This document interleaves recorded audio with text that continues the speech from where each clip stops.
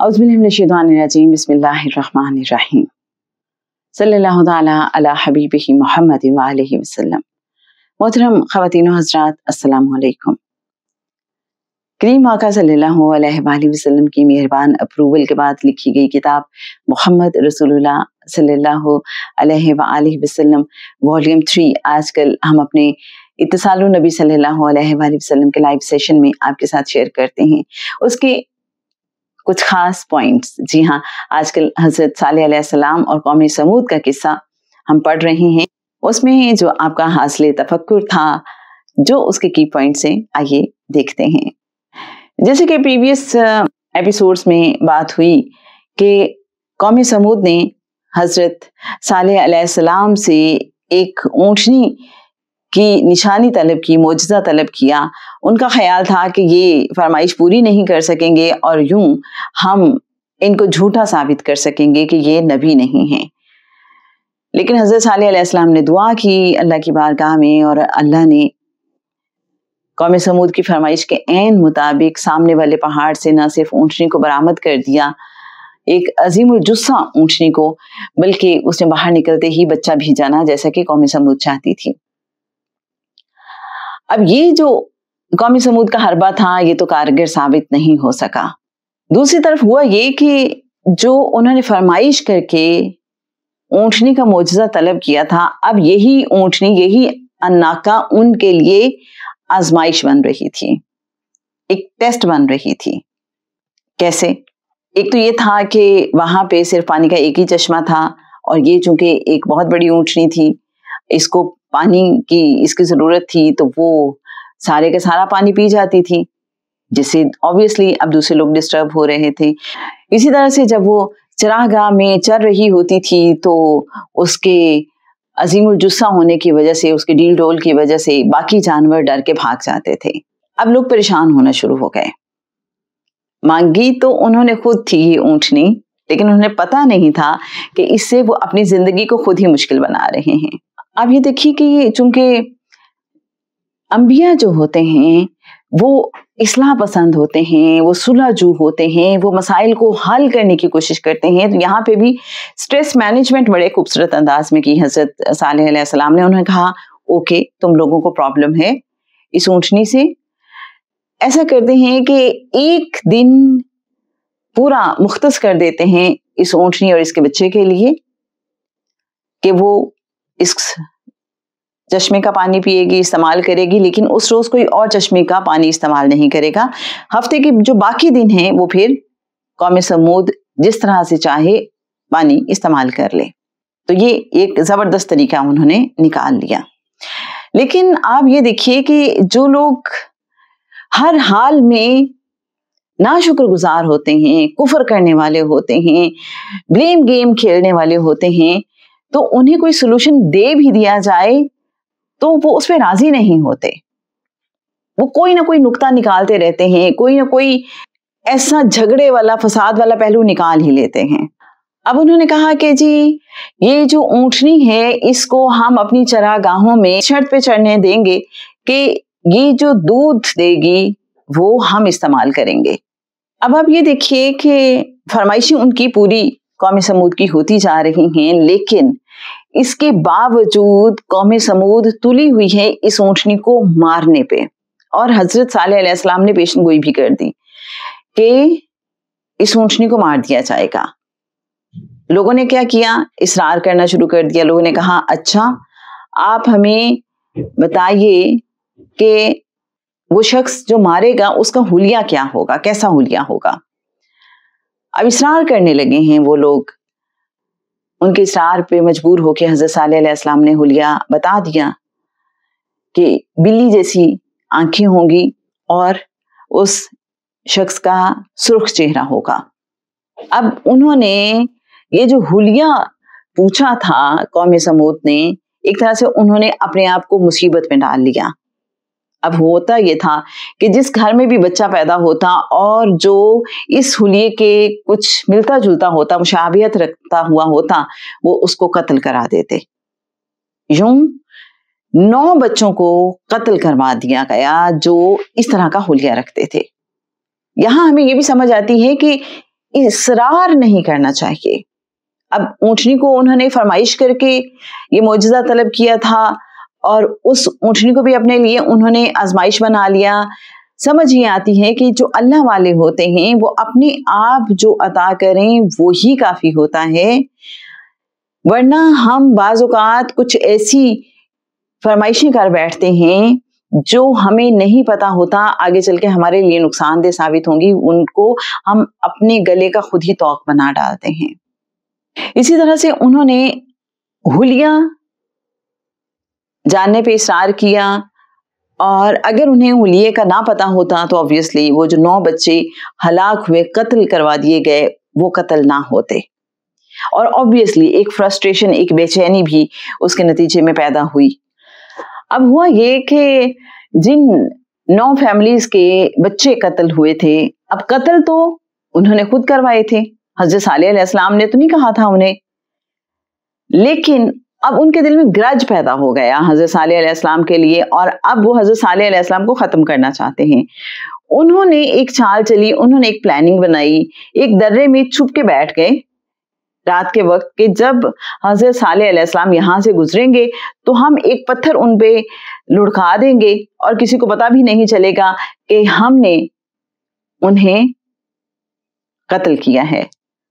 لیکن اللہ بہترین چال چلنے والا ہے، جیسے کہ سورہ النمل کی آیت نمبر 50 میں ہے کہ یہ چال تو وہ چلے اور پھر ایک چال ہم نے چلی جس کی انہیں خبر نہ تھی. اور وہ چال کیا تھی؟ اب وہ گھات لگائے بیٹھے ہیں، حضرت صالح علیہ السلام جیسے گزرے ہم ان پہ پتھر پھینک دیں، پتھر لڑکا دیں. اللہ نے ان پہ ایک پتھر لڑکا دیا اور وہ جو 9 کے 9 افراد تھے وہیں پہ ان کی ڈیتھ ہو گئی. یہاں یہ بھی سمجھ آتی ہے کہ اللہ اپنے دوستوں کی، اپنے انبیاء کی، ایمان والوں کی کیسے کیسے حفاظت کرتا ہے.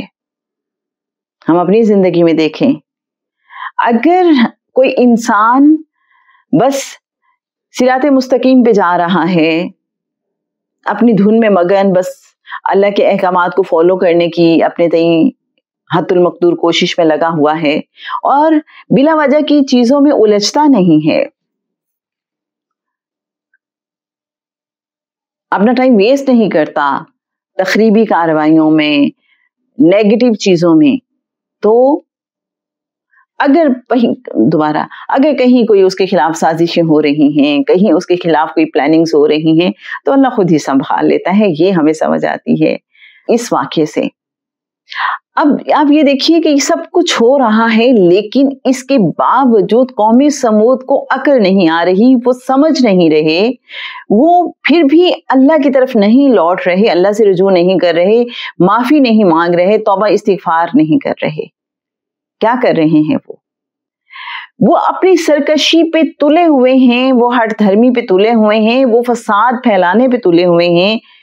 انہوں نے جو اندر اندر سوچ لیا تھا نا کہ ہم اس اونٹنی کو قتل کر کے ہی رہیں گے، اور حضرت صالح علیہ السلام نے اس کو بہت پہلے ہی سمیل کر لیا تھا اور انہوں نے پیشن گوئی کر دی تھی کہ یہ قتل کر کے ہی چھوڑیں گے، اور وہی ہوا. انہوں نے اب ایک اور پلاننگ کی ہے، اور اس میں 2 ایسے لوگ انوالو ہیں کہ جن کو شادی کا لالچ دیا گیا ہے کہ اگر تم اس اونٹنی کو مار دو گے تو کچھ خواتین نے کہا ہے کہ ہم تمہارے ساتھ شادی کر لیں گی.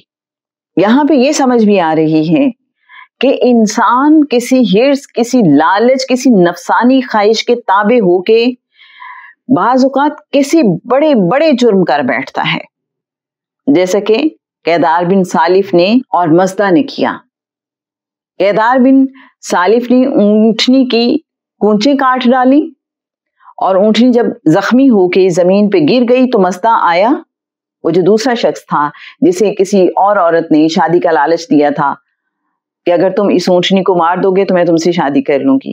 اب وہ آیا اور اس نے کیدار بن سالف کے ساتھ مل کے اونٹنی کو ٹوٹلی ختم کر دیا. اب آپ یہ سوچئے کہ وہ جو اللہ کی نشانی تھی انا کا، اس کو ختم کرنا جو انہوں نے خود فرمائش کر کے طلب کی تھی، اس کو اس انداز میں ختم کر دیا گیا ہے. ایک بلا وجہ کی دشمنی انہوں نے اس اونٹنی سے مول لے لی تھی اس کے پیچھے پڑ گئے اور فائنلی اس کو ختم کر کے دام لیا. عذاب کو تو انہوں نے خود دعوت دے دی. اور پھر ہوا، حضرت صالح علیہ السلام نے انہیں کہا کہ مہلت ختم ہو گئی ہے، اب عذاب آ کے رہے گا. اور قرآن پاک اس بارے میں پھر ہمیں بتاتا ہے، سورہ ہود کی آیت نمبر 65. تب کہا برت لو اپنے گھروں میں 3 دن، یہ وعدہ ہے، جھوٹا نہ ہوگا. اور پھر عذاب کی آمد. پہلی نشانی کیا تھی عذاب کی؟ کہ لوگوں کے چہرے، جو نافرمان قوم تھی، جو سرکش لوگ تھے، جو ہٹ دھرم لوگ تھے، جو فسادی تھے، جو منکرین تھے، پہلی روز خوف کی وجہ سے لوگوں کے چہرے زرد ہونا شروع ہو گئے. اگلے دن چہرے سرخ ہونا شروع ہو گئے اور تیسرے دن چہرے سیاہ ہو گئے قوم سمود کے نافرمانوں کے. اور اس کے بعد بجلی کی چمک اور کڑک نے انہیں تباہ کر دیا. یہ عذاب قوم سمود پہ نازل ہوا. اور ہم دیکھتے ہیں کہ اسی انوائرمنٹ میں عذاب نازل ہو رہا ہوتا ہے، لیکن وہ صرف ٹچ کرتا ہے نافرمانوں کو. جو ایمان والے ہوتے ہیں وہ اس عذاب کے دوران بھی سیف رہتے ہیں. یہ ایک بہت ہی حیرت انگیز بات ہے جو ہمیں نظر آتی ہے حضرت نوح علیہ السلام کے قصے میں بھی، حضرت ہود علیہ السلام کے قصے میں بھی، اور اب ہم یہاں پہ دیکھ رہے ہیں حضرت صالح علیہ السلام کا جو قصہ ہے، جو قوم سمود کا قصہ ہے، اس میں کہ حضرت صالح علیہ السلام اور ان کے جو فالوورز تھے، جو ایمان والے تھے، وہ اس عذاب میں محفوظ رہے ہیں. obviously اس عذاب میں سب کچھ ختم ہو گیا، سب کچھ تباہ ہو گیا. جو قوم باقی بچی اس کو سمود ثانیہ کہا گیا. اس واقعے کے بعد حضرت صالح علیہ السلام وہاں سے ہجرت کر گئے اپنے فالوورز کے ساتھ. جب میں یہ پڑھ رہی تھی تو سوچا میں نے کہ اس سے پہلے کیوں نہیں ہجرت کی حضرت صالح علیہ السلام نے. تو خیال آیا کہ جب تک مہلت ختم نہیں ہو جاتی تو اللہ کے پیغمبر قوم کو اللہ کی طرف بلاتے رہتے ہیں. اس سے پہلے وہ ہجرت اس لیے نہیں کر سکتے تھے کہ وہ انہیں اللہ کی طرف بلاتے رہے. اب چونکہ مہلت ختم ہو گئی، عذاب آ گیا، اور وہ بستی چونکہ کھنڈر بن گئی تھی، وہاں کے جو باغ باغات، چشمے، سب کچھ ختم ہو گیا تھا عذاب کی وجہ سے. تو اس لیے حضرت صالح علیہ السلام وہاں سے موو کر گئے. فلسطین کے علاقے رملہ میں کچھ عرصہ انہوں نے قیام کیا اور اس کے بعد وہ مکہ مکرمہ چلے گئے. مکہ مکرمہ میں ہی حضرت صالح علیہ السلام کا وصال ہوا، اور خانہ کعبہ، اس کی جو مغربی سمت ہے، وہاں پہ حضرت صالح علیہ السلام مدفون ہیں. جو ہمارا تھرسڈے کو لائیو سیشن تھا اس میں آپ نے بھی بہت بھرپور پارٹیسپیٹ کیا. جیسے ہمارے ایک پارٹیسپینٹ نے یہ بات کی کہ ہمیں یہ سمجھ آتی ہے کہ علم الاسماء تو ہر ایک کو عطا ہوا، اور انبیاء تو علم الاسماء سے خوب واقف ہوتے ہیں، کیونکہ یہ کائنات کے وہ فارمولے ہیں جن کی بنیاد پہ یہ کائنات کام کر رہی ہے.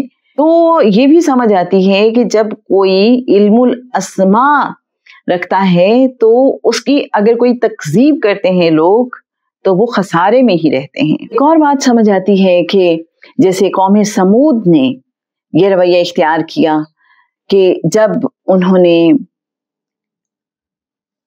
اونٹنی کو قتل کر ڈالا، یا اس سے پہلے جب انہوں نے حضرت صالح علیہ السلام کو قتل کرنے کا منصوبہ بنایا، اگرچہ ان پہ یہ واضح کیا جا رہا تھا کہ تم لوگ غلط راستے پہ ہو، لیکن وہ غلط کرنے کے باوجود اپنے ان غلط اعمال پہ نادم نہیں ہو رہے تھے، بلکہ جواز اور دلیلیں پیش کر رہے تھے.